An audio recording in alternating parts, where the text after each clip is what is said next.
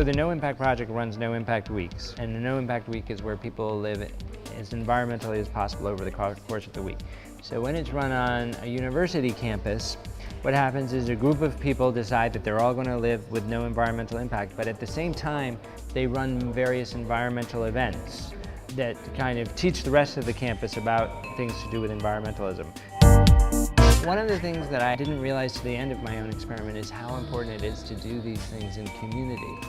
And what happens with No Impact Weeks is that groups of people come together who share the values, and then once the No Impact Week is over, all these people with these shared values actually stay together and continue to meet together to actually work for changes within their college campus. And one of the things that I think that's really interesting about this is that these students are working for changes on the college campus, and that in itself becomes an education for when they graduate to work towards changing the whole world. At the moment, No Impact Project does No Impact Week, but our mission, our overall mission of No Impact Project is to wake people up and engage them in the possibility of a life that's both happier for them and happier for the planet.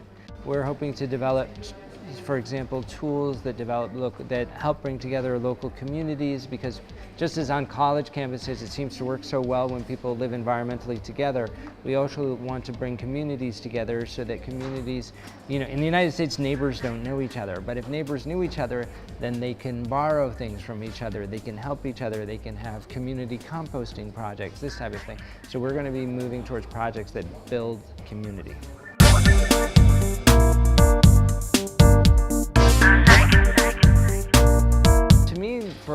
The university has, say, 3 separate roles in the sustainability movement. One role of the university is to model for every other type of institution the idea of working and living sustainably. So, for example, in the United States, many universities are signing commitments to make themselves carbon neutral.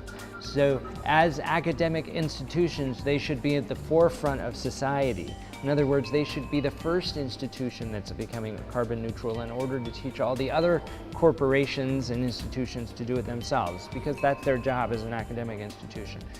The second thing is that they are educating young minds and bringing forward today's chief executive officers and managing directors so that they're actually forming the future leadership of our world, and hopefully imbuing that future leadership with a new set of values that makes the world safer for everybody. And then finally, the university is like a petri dish for students where they can experiment with different ways of being and different ways of living and different ways of activism, and it's a kind of a safe place to be political, a safe place to choose what kind of life you want to live. In addition to your studies, to ask yourself, what is my place in this institution? How do I want to affect this institution?